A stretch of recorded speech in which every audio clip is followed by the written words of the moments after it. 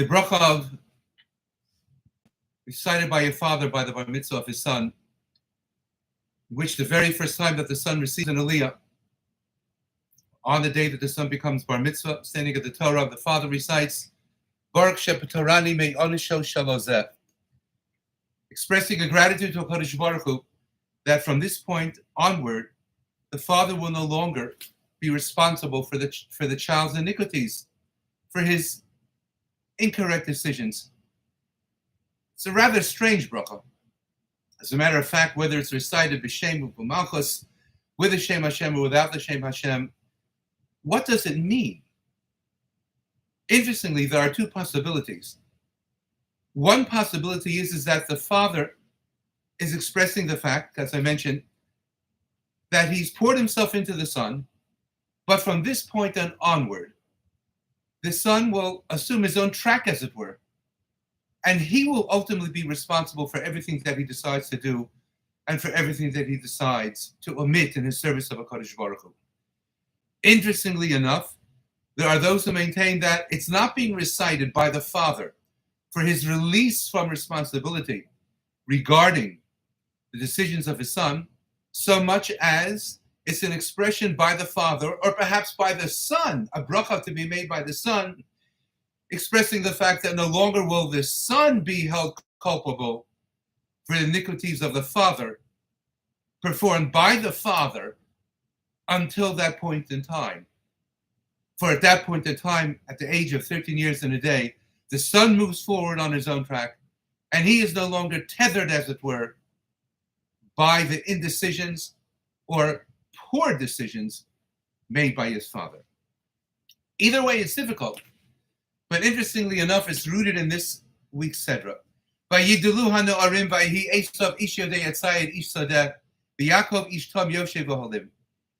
When those twins of the same parents, Yitzchak and Rivka, were maturing till the age of 13, they both were in Cheder. They were both learning beautifully.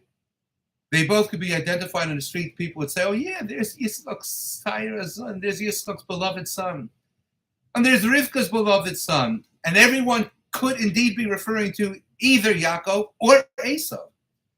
But once they reached the age of bar mitzvah, the Medrash says, why then there was a rather discernible difference. Says the Medrash that until the age of 13, Chayav Adam lehitopo bivno ad yud gimel shana. A father has to put his all.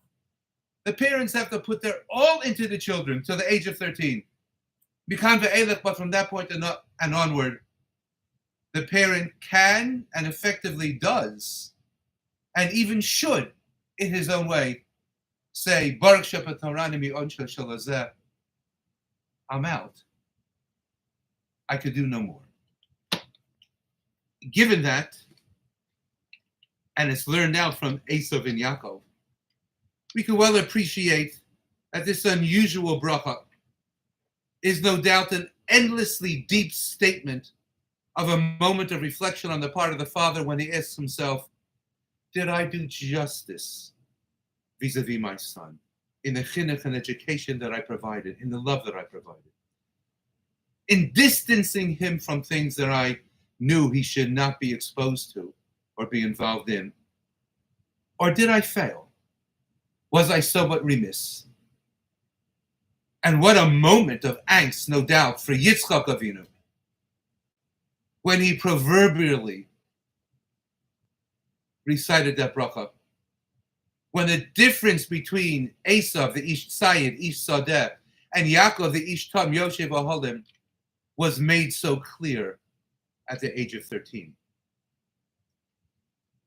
Yesterday there was a young boy, 12 and a half, shy of his bar mitzvah. Menachem Munish ben Adam Yitzchak, Alav Hashalom, who was laid to rest by his dear parents, by Adam and Miriam, so Zain Kazun. They looked forward to the bar mitzvah of this child, and they certainly earned every right to look forward to that day. But by Menachem Munish, by Misha, there was no bracha to be ultimately made. And perhaps, just perhaps, the reason might be is that the chinuch that they provided him, given his abilities and his limitations, was not the typical chinuch that we provide for our children, but rather it was a chinuch of 24/7, and I choose that terminology with great specificity. 24/7, without missing a beat. Every moment was an opportunity and a challenge to express a language of love, a language of hadracha, of guidance, a language of care, a language of dependence for their son to understand that they would forever be by his side and be there for him. Every moment was a challenge, an opportunity for them to show him what the meaning of endless achrayas, of endless responsibility of parents are to one's child, of chinuch that knew no bounds regarding its devotion. And every moment was no less an opportunity for him to show and to express in the way that he was able to communicate the love that he felt by them and the love that he felt for them. So I dare say that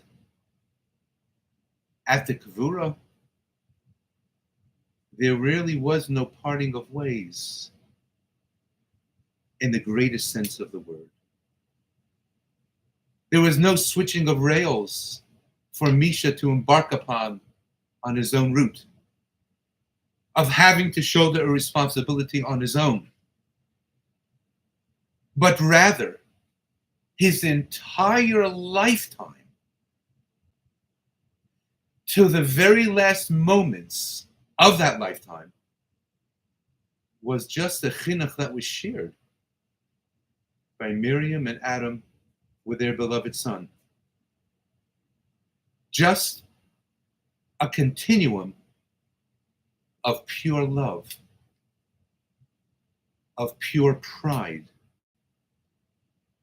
of endless, endless, endless care and appreciation for the gift that he was to them, and no doubt his appreciation for the gift of the unimaginable family which he was gifted by the Borei Olam. There was no Baruch Sheptamrani to be made,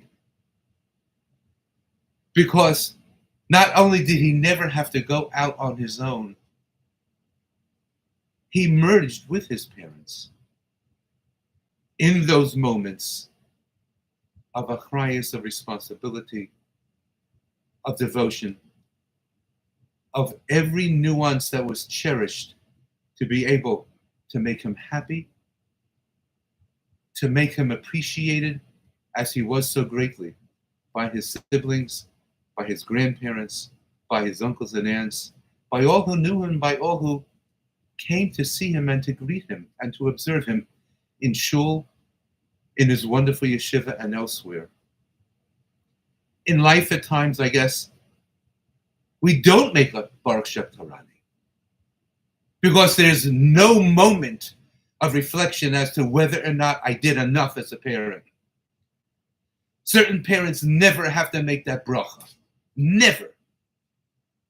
Because their chinuch and their love is liyela, is way beyond that chinuch and love that is typically required and expected to be the responsibility of a parent in an everyday situation. But when the everyday situation in a particular instance is thoroughly exceptional, then there is no switching of rails, there is no Baruch Sheptarani, and ultimately, the bond that tethered them together forever remains one. Tehei nishmas Tzura b'tzar hachayim. Have a good Shabbos.